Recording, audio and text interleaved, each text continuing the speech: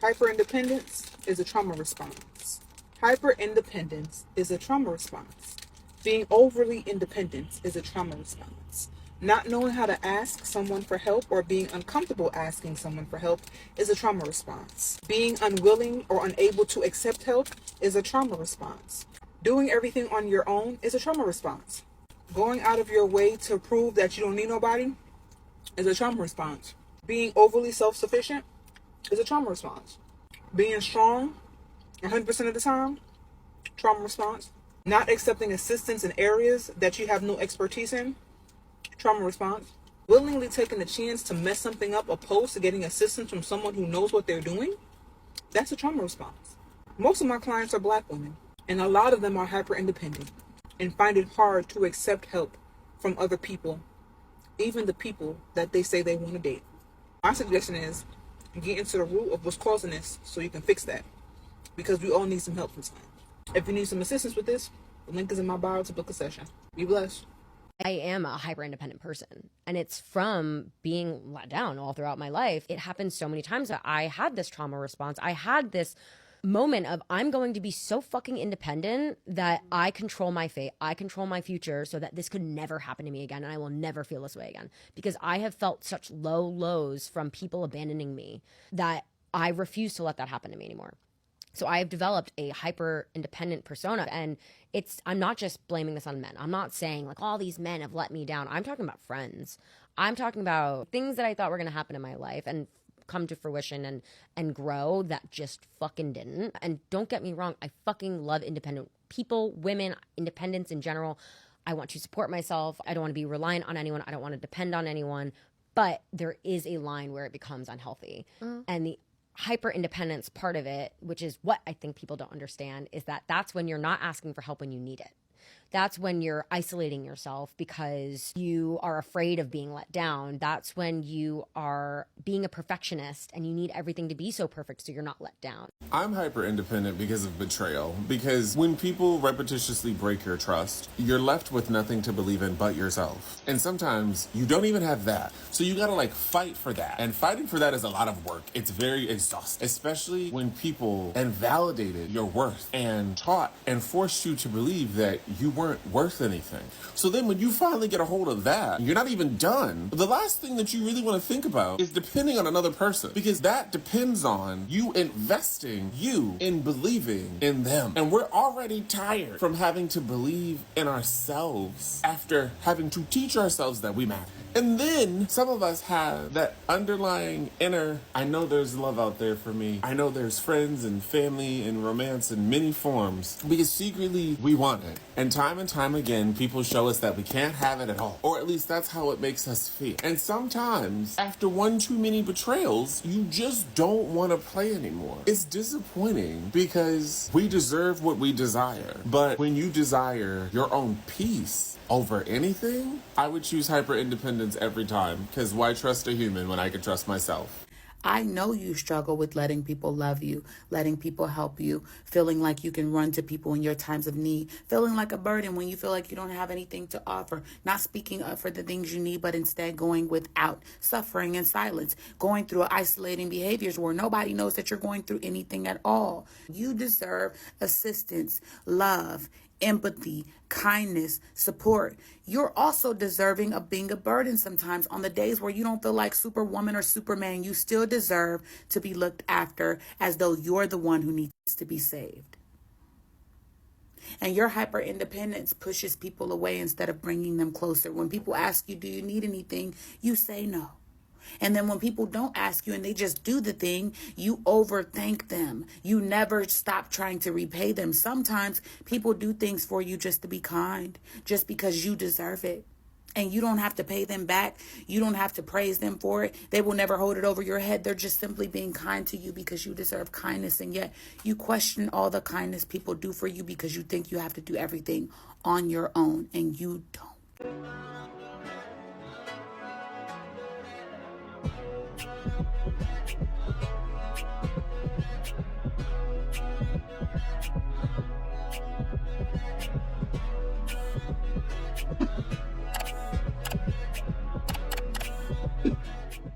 Hey everyone, is Bree. Welcome back to my channel. I'm back in another video, and I am here to talk about the topic of hyper independence. I've seen this topic floating around recently. I've more so seen it talked about when it comes to like dating and relationships, and how women have been more and more hyper independent in relationships. But honestly, I feel like hyper independence shows up in so many different ways, not even just for women but also for men. I feel like as a society we've become very hyper independent, and so I wanted to kind of dive into why that might be and why I feel like being hyper independent can actually be toxic and harmful. So someone who is hyper independent, right, is someone that basically they like to handle everything on their own. You know, they have a hard time asking people for help. They have this mentality that they have to handle like everything on their own. They can't rely on other people. They feel like the only person that they can truly rely on is themselves, and they tend to have a hard time leaning into friends and family and having that sense of community to help them. They don't believe in seeking out help from other people. And although yes, you should have a sense of being independent and doing things for yourself, it gets to a point where it can be detrimental. And people will often find too that, you know, people that are hyper independent, the way that they operate in relationships and friendships can be really tricky, because, you know, when it comes to any type of relationship with somebody, there's give and take, and there's a level of trust that you have with people. But a lot of times people who are hyper independent, they have a lack of trust in other people, and it may not even have to do with those people in particular, but a lot of the times it's because of past experiences with people that's caused them to just overall not trust people. And I feel like hyper independence is heavily pushed in society nowadays, because I feel like people pride themselves on making things happen without any help, or getting through life without relying on anybody. And this could be anything from, you know, people building up their career on their own to people dealing with, you know, mental health issues alone. Like, there's this focus on everybody getting through things alone. And again, although I don't think that you should be dependent on people to get you through, I think this expectation that you're supposed to just handle everything on your own with no help, I think is a very dangerous mindset to have. And I often find that people who do, you know, they deal with everything on their own, they don't even give themselves a chance to breathe and to experience or express their emotions, because they can't, and they feel like they can't. And I've seen more and more people too talk about how it feels like we have a lack of community. Like, there's no sense of community anymore, or people are leaning on each other in a time where the world is shifting and there's a lot of crap going on in the world today, and the economy is horrible and the job market is horrible. If anything, this would be the time for everybody to come together and help each other out. But I feel like because everyone's just trying to get through, everyone's just trying to make ends meet, and they're trying to get by, they feel like if they were to help the next person, that it would hinder them from getting to where they want to be. And that's why you see a lot of people who, you know, climb the corporate ladder, or they're building up their career. You often find that a lot of those people end up being shady, or they, you know, would cut corners or backstab people to get to where they are. You know, there's that conversation around billionaires. Like, is there an ethical way to be a billionaire? And I've sat on that as someone that, you know, wants to be a successful business owner, entrepreneur someday. That's something that I've come to realize as well, is when you look at the billionaires of the world, you know, we're starting to learn that a lot of them are not good people. A lot of people that are in high positions of power or have an insane amount of wealth, we're finding out more and more of these people are not good people. So there's that question of, if you were to get that amount of money, you know, did you have to do somebody dirty or cut corners in some type of way to get there? I think it's just really sad overall that in a time where we should be leaning on each other, people don't, whether it's just out of fear or out of ego. Like, it's just really, really sad. And it's funny because I literally came across a tweet not too long ago about this teacher who was requesting parents to purchase school supplies for the classroom. This is not anything new. I know since I, you know, went to school, elementary school, middle school, high school, like all throughout the years, you know, you always had, you know, right before the school year would start, you know, teachers would send out, you know, a little like paper, or maybe nowadays it's an email saying, hey, the school year is about to start, you know, if you're able to, please purchase these school supplies. And often you will see, you know, it's anything from pencils and paper to tissue boxes. And I know that when I was in school, and I know that every school is different, you know, every kid is different, every parent is different, but I know when I was in school, there wasn't really a whole lot of pushback on purchasing school supplies. Like, I know for the most part, everybody's parents were willing to contribute in any way that they could. And, you know, I remember the first day of school, like, we would have just stacks of tissue boxes to start the school year off because, you know, kids get sick. That's probably like the number one thing that teachers need outside of just your basic pencils and paper. You're gonna need tissue boxes. And so, you know, I never known for any parent back then to, you know, be like, oh, well, I'm not gonna buy anything. But when I saw this particular post about it, you literally had parents responding to it saying like, yeah, no, I'm not going to be spending money on school supplies for other people's kids to benefit from. I can barely take care of my own kid. If I'm gonna buy school supplies, it's only for my kid and that's it. Okay, so according to the comments under the video that I just saw, y'all not gonna like this take, but I'm not understanding why my baby's school supplies are their classroom supplies. Like, I'm a first-time mom. My baby's getting ready to start school for the first time in August. I went a little bit crazy with her school supplies. Went ahead and put her name on everything, labeled everything down, matching this and that. And I just saw a video where teachers are commenting saying that they're going to be removing labels from school supplies because apparently when you bring your kids school supplies in, they either put them in a big container for everybody to use or they put them away and distribute them amongst the class when needed. I'm confused. I am a single mom. I work hard for my shit. So if my baby decides that she wants matching frozen everything, I'm gonna buy that for her. And as fucked up as this is gonna sound, I don't care that the school isn't giving you a budget to buy classroom supplies. The government not giving me a budget to buy school supplies. The same tax break I get, you get. This ain't just for the teachers, this is for the parents too. It's poor outside for everybody. Call me all the ignorance you want, but I'm honestly confused. Okay, I'm gonna be the one to say it. All these moms making videos about writing their kids' names on school supplies, and I'm not buying supplies for other kids. Like, no. Like, why do you care if other kids can use the crayons? The folders. Like, I'm not, unless you're in a position financially where you absolutely cannot afford the extra $2, $3, $4 box of crayons, whatever the case is, like, that's one thing, that's fair. But if that's not the case, and when your child goes to school, they have supplies available to them, and maybe other kids do as well, or there's more to rotate out when things are broken, or whatever the case is, like, why is that a trend I'm seeing right now to where people are like, no, can't no other kids benefit from my supplies that I get my baby? Like, what happened to community? It's kind of weird. I'm not trying to upset y'all, but I have a serious, genuine question. Aren't we as parents supposed to buy the teacher's school supplies? I mean, because in my head, I'm thinking, like, they're going to be teaching them, so you buy the school supplies for the teacher. And I'm not trying to make anybody mad. I'm just genuinely asking. Or am I looking at it the wrong way?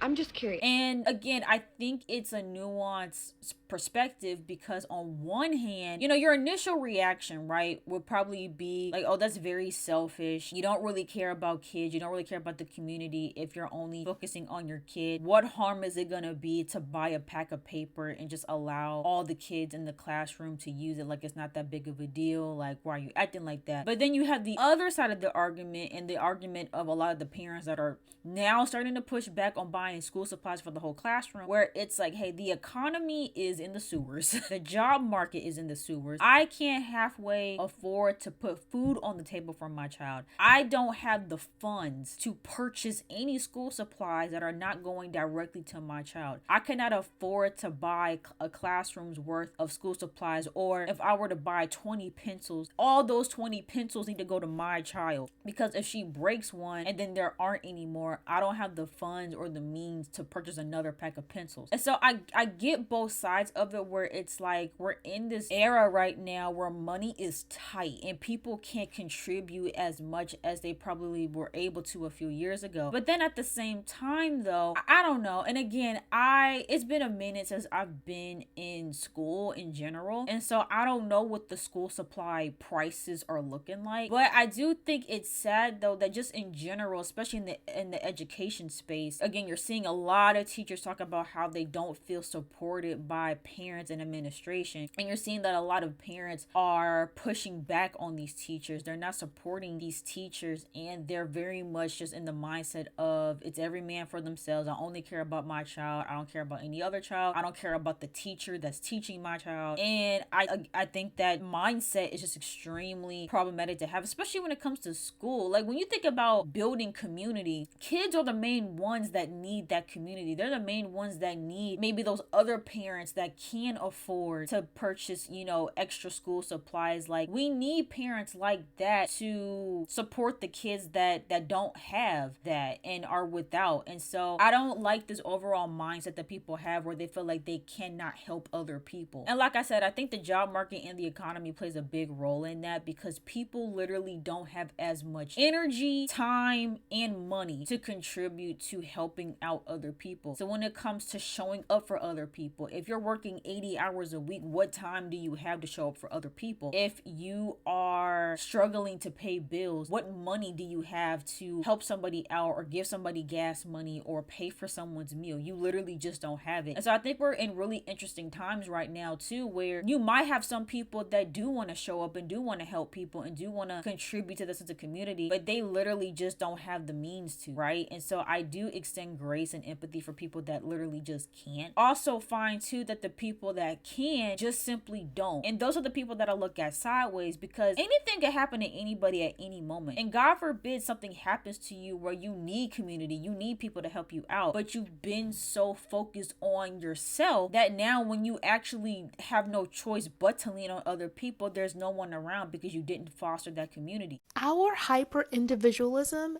in this country is actually killing us.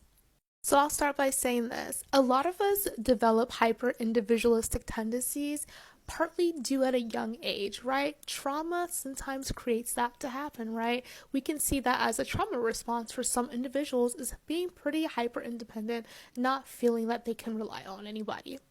And then that person grows up into an adult, right? And they also may live like here in the USA, in which it further promotes this sense of like having to lean into hyper individualism. And as we know, just even from research shows that countries who have more collectivistic mindsets or like ideologies on average do not deal with the same amount of loneliness in which you may find in more hyper individualistic cultures. So then we start to see the connection between how our trauma causes, for us to feel like we can't rely on us, and then the systems we have in place further make it feel like we cannot rely on us, or actually create it that we cannot rely on people as well.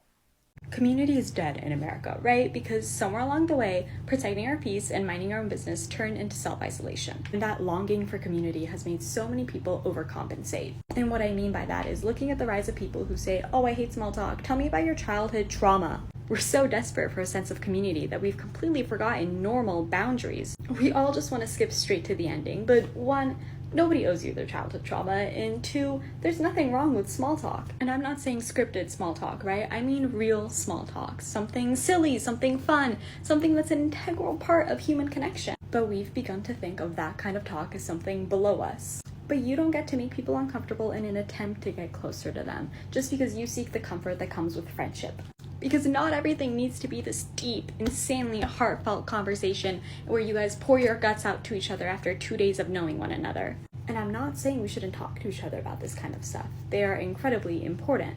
But what I am saying is that you cannot make the basis of your human connections be trauma and mental illness and heartbreak. Because it's okay to talk about fun and silly things.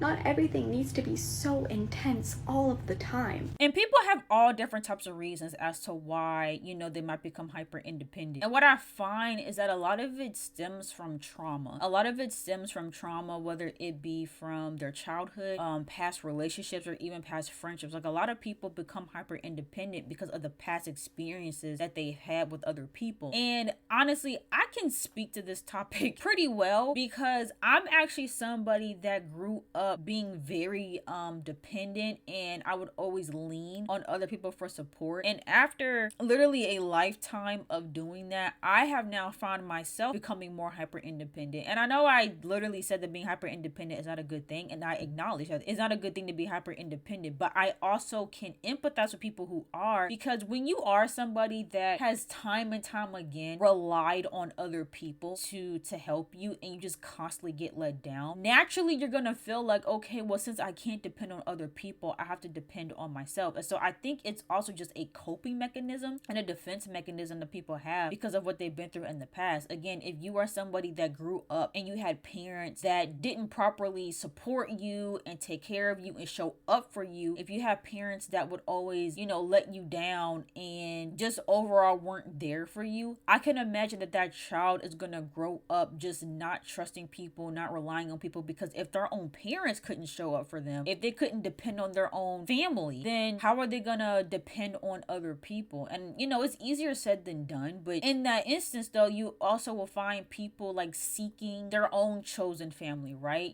That whole concept of like, okay, I didn't have the greatest relationship with my parents or my family, I didn't really get what I needed from my actual family, so I'm gonna seek out people that will pour into me and will support me. And so you see a lot of that happening, right? And then of course with relationships, that's where this term really started to blossom, is that you see a lot of women nowadays being extremely hyper independent in relationships because they've been in previous relationships where they couldn't depend on their partner, they couldn't lean on their partner, and they're just at a point where they're like, okay, well, I guess I can't do that. I can't lean on my partner for support. And I can understand that from personal experience, because in my last relationship, I wanted to depend on my partner. When I thought about like, what are the benefits of dating, what's the benefits of finding your person, it's being able to kind of just have somebody there to support you through things, to get you through things, and not having to handle or deal with everything on your own. Like, it's nice to have somebody there that can kind of take that weight off. But then when you're with somebody that either doesn't show up for you and doesn't support you in that way, or they'll do it but they'll guilt you for it, or they'll make you feel bad for asking for help, you get to a certain point where you're just like, okay, well, maybe I just shouldn't do that. And that's kind of where I'm at with it. I was literally with somebody that got very annoyed and frustrated with how much I would seek out help from them when it came to certain things, or me depending on them for certain things. And when I say depending, I don't even necessarily mean financially. I know that's the first thing that people go to, is like, oh, women want to depend on a man financially. It wasn't even that, because I was the main financial person in that relationship. Like, I was pretty much paying for a lot of things in that relationship. So it wasn't even that I was looking for support financially. I was looking for support emotionally and physically, and just being able to show up. But then my experience was literally me asking for help and then being told, well, can't you just do this on your own, or can't you figure this out on your own, or I wish you would do this yourself. There was a lot of that. There's a lot of, well, can't you just do it? Like, why do I need to do this? Even when I would stay at this person's home, like, I've always had the thought that if you are hosting somebody at your home, you take care of them, so if they need something to drink, like, I'll go get them something to drink. If they need something to eat, like, I'll handle that. And there was a lot of just like, oh, like, you can go and get you something, or oh, if you're hungry, you can go cook something in the kitchen. Like, it was always like, you just go do it, like, go do it on your own. And it just got to a point where I'm like even something as small as like, I'm having like period cramps and I'm wanting my partner to come into bed and just hold me for a little bit while I'm dealing with cramps. Even that was like, a, well, like, I'm busy and I can't really stop what I'm doing to cuddle you. Like, it was to a point where I had to like beg for like support and comfort. And I think that's the other thing too. I was really looking forward to having somebody that could provide me a sense of comfort, and I didn't really get that. And whenever I would seek out comfort, like, hey, can you do this for me so I don't have to worry about it? Because I talked about before on these videos how I suffer with social anxiety. And so, there will be moments where I'm like, oh, I can just go get him to like order my food for me. I can get him to go do X, Y, and Z. But he didn't like that. He felt like I should have been doing all that stuff on my own. And yes, I should be, but I'm like, it'd be nice to kind of just, again, exhale and not have to stress and worry in this moment because, you're here to do it for me. But there was a lot of pushback on that, and just this thing of like, I'm gonna need you to start doing things on your own because I'm not gonna keep doing these things. And so now thinking about the potential of me getting into another relationship, if that's in the cards for me, I'm now of the mindset of like, okay, I can't fully rely or depend on my partner for things. I'm gonna have to go into my next relationship being way more independent and kind of just dealing with everything on my own, and then coming to my partner as a last resort, because I tried the other way of fully depending on my partner for support and getting pushback and being made to feel like I was a burden. Like, especially when it came to my mental health. A lot of times, if I was going through a tough time, if I was suffering with depression, I would lean on my partner in those moments to,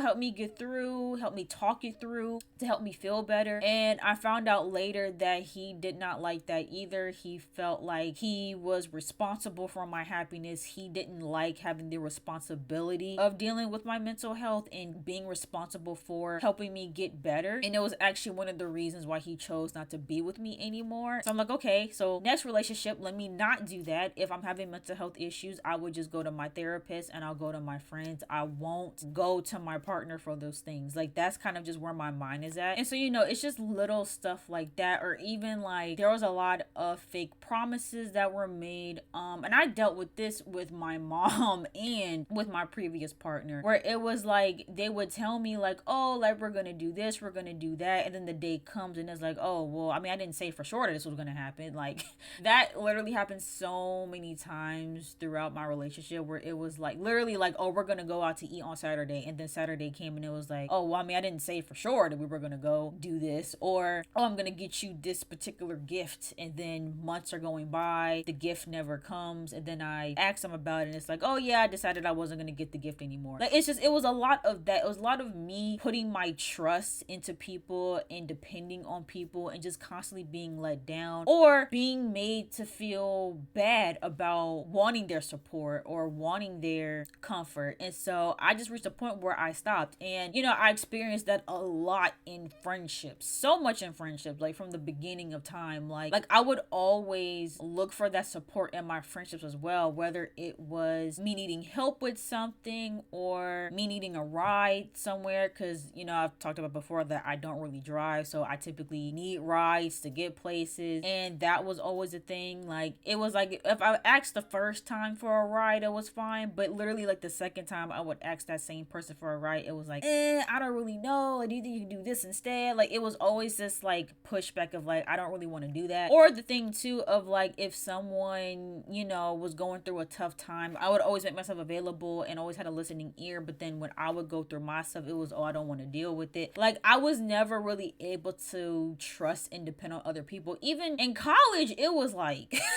terrible, because in college I was on my own, and I literally just made a whole video about me struggling in college a lot because I was so sheltered, and because I had that mindset of depending on other people, because that's kind of how I grew up. Like, I always grew up being dependent on my mom and dependent on other people. And so when I got to college, I still had that same mindset of like, okay, surely my friends will be there and will help me to figure things out and to help me get around and all that. But even that became a big thing. Like, trying to get a ride was really tough. There are moments where like my roommates would go out and get groceries, but then like wouldn't tell me or wouldn't give me the opportunity to go. And so I would literally go like a full month without groceries sometimes. There were people on campus that kind of like knew their way around when it came to like public transportation, and I would constantly ask them for help, constantly ask them to teach me how to use these things, and it was always excuse after excuse. Like, every single time I would seek out help from other people when it came to, again, just getting something done or learning how to do something, it was always excuses, or it was an attitude that came with it. Like, it was like, I mean, yeah, sure, I'll give you a ride, or yeah, sure, I'll do this. And it was like people were never happy to help. I think that was the thing that I ran into a lot, is that people made it very obvious that they did not want to go out of their way for me, even though I am the complete opposite. And it's crazy because although like I've become hyper independent in the sense where I don't seek out help from other people, I will always show up for other people. Because like, I've seen a lot of people too, especially when again it's rooted in trauma, their mindset is, okay, I'm gonna just handle everything on my own, and I'm also not gonna help out other people. I'm actually not like that. Even though I am somebody that will handle everything on my own now, I will still show up for other people. If you need me to stay on the phone till 3 o'clock in the morning venting and ranting about something, I'm here. If you need gas money, or if you can't afford dinner, what's your cash app? Like, I'm always going to show up for other people, but I don't expect it from other people. My expectations are extremely low when it comes to friends and relationships now. I don't expect anything from anybody anymore, and I went from being somebody that always asked for help and always leaned on people to help me to just completely handling everything on my own. Like, because I had reached a point where I'm like, you know what, I'm done.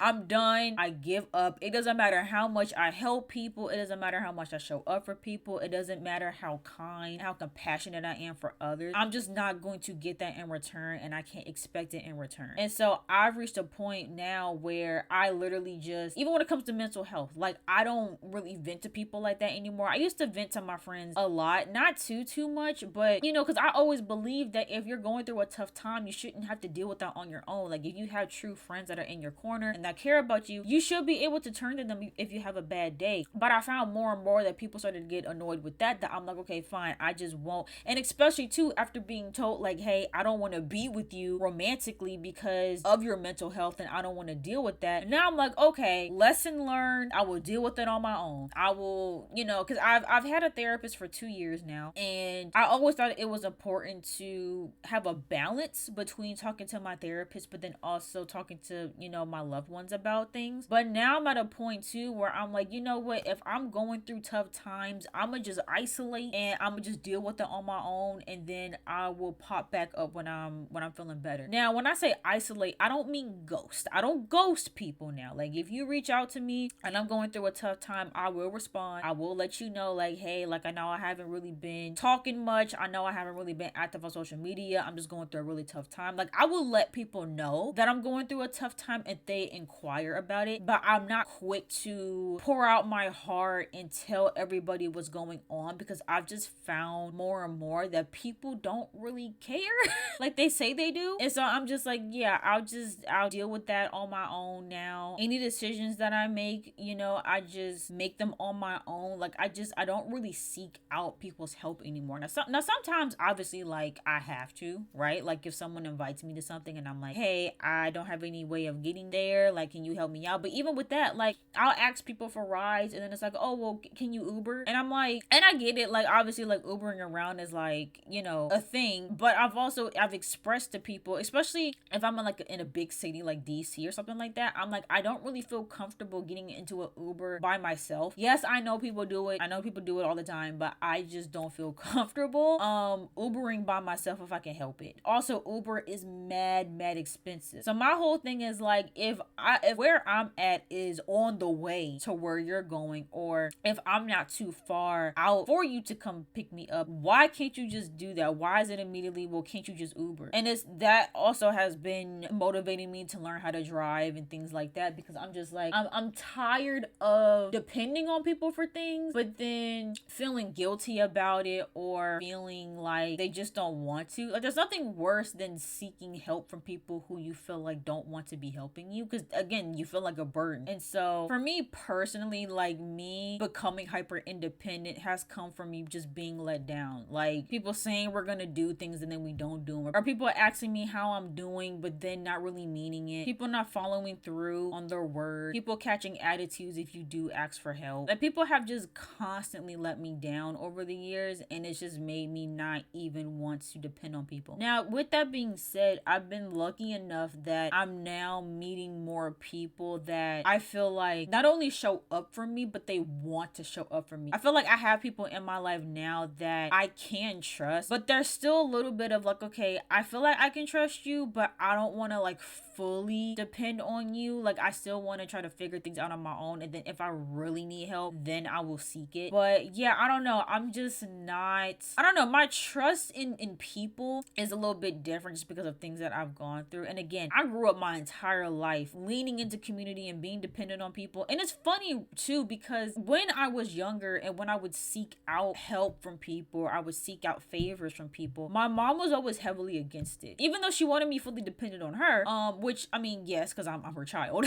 But even as I got a little bit older, it was very much like, you know, I can depend on her, but, you know, don't go around asking people for favors. Like, she literally had this rule of, if I asked somebody for a favor and then I needed another favor, I couldn't ask that same person back to back. I had to find someone else, because she didn't like the fact that I was seeking out help. But then when I went to college, it was the complete opposite. And she's just like, well, why can't you just ask so-and-so this, or why can't you ask this person for help? And I'm like, you literally told me my entire life to not over over exhaust my favors with people. You're the one that told me, hey, don't ask for a favor too many times. Why are you now upset because I'm not as quick to seek out favors from people when that's literally what you raised me to think? And so I don't know, it's always been a complicated thing, but again, I think college is really what did it for me. Like, and I don't know if it was just the Northern Virginia culture. Like, I feel like people up there are very like individualistic. They are very like focused on just them and what they got going on. I don't know if it's just that. Like, I have been told that people from Northern Virginia are a little bit rude and they're very just like one track mind. Like, they're only thinking about themselves. It might have just been that. It might have just been the area that I was in. It might have just been the people that were there. I don't know. But yeah, I just had a really hard time with that. And it's hard too when, again, I talked about this in the growing up sheltered video, when you already are feeling so lost and you don't really know how to go about certain things, or you don't feel comfortable doing certain things on your own. It's hard feeling like the only people that you can seek out help from don't want to help you, or they judge you for needing help. Because I even talked about too in that other video about how, you know, I was forced to learn Amtrak by myself. I had never been on a train, had never even seen an Amtrak station before, had no idea how it worked or how the whole process worked, but I was heavily pushed into learning it by myself. Nobody was willing to help me out, including my own mother. Like, my mom did not help me at all with Amtrak, didn't help me with learning how to drive. Like, I've just had to figure out so many things on my own after I was let down from asking people for help. I also mentioned the credit card situation too in that last video, how I was asking my mom to help me set up my credit so I could be ready when, you know, it was time for me to move out. Because, you know, when I was in college, I didn't go into college with a credit card, and I'm like, well, wait, if I plan on moving out when I graduate, I'm gonna need credit. And I kept asking her over and over again to help me with that, and I was like, oh, like, we'll do it later, you don't need it right now. And so I've been in this phase too of being forced into figuring everything out on my own, because when I was seeking help from other people, I would never get it, and people would continue to push it off, or, you know, make excuses. And I got to a point where I got frustrated and I got fed up. I'm like, you know what, I'll just figure it out on my own. I don't want to have to figure this out on my own, because I know that there are people out there that could help me, but I can't force anybody to help me. I can't force anybody to show up for me. And so I'm just gonna figure everything out on my own. And so listen, I feel for people. I feel for people that feel like they can't depend on people and there's nobody that they can turn to or depend on. And it's a hard thing to work through, right? Because that in itself is just not true. Like, there are people out there that will help you, but I understand the hesitancy in being cautious about trusting people, especially trusting new people, when all the people previously did you wrong, let you down. Like, it's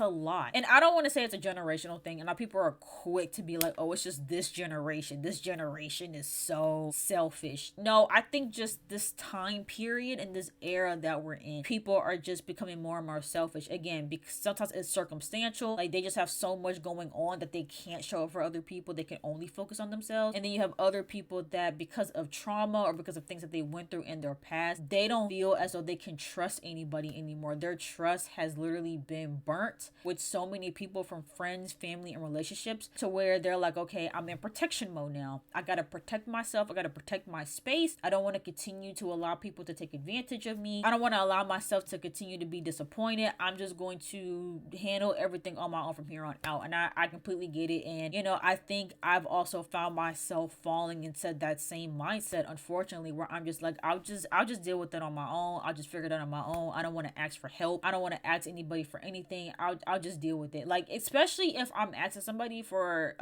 help, and I even get a hint, I even get, you know, a feeling that they don't actually want to help me. I'm like, you know what, never mind. I'll just ask somebody else, or I'll figure it out on my own. Like, I hate that feeling so much. And so I definitely get it. But with that all being said, though, I think that with the way that the world is changing, I do think that at some point we're all gonna start coming together. We're gonna all have to start building up our own communities and really leaning on each other, because I have no idea where life is about to turn. I feel like everybody kind of has this very eerie feeling that something's about to happen. Like, there is something that's about to happen. And I don't know if it's, you know, the economy is going to eventually crash. I don't know if it's going to be a war that might happen, a civil war that might happen. Everybody's having this weird feeling that something's going to happen. Something's going to break. And it's going to get really bad. It's going to get to a point where we can't just solely focus on each other. We're going gonna have to help each other. And so, you know, I don't know, we'll see. I know people often say too that it normally takes a tragedy to happen to bring people together, and same thing with the country. You know, the people have been saying that the country is so divided, everybody is so divided, and it normally takes something like a war to bring people together. And I hate that, and I wish it wasn't like that, but that's what it's starting to look like. It's starting to look like that the only way that people are going to be united again is if something were to happen that's going to be devastating, and I'm not looking forward to that if that is something that is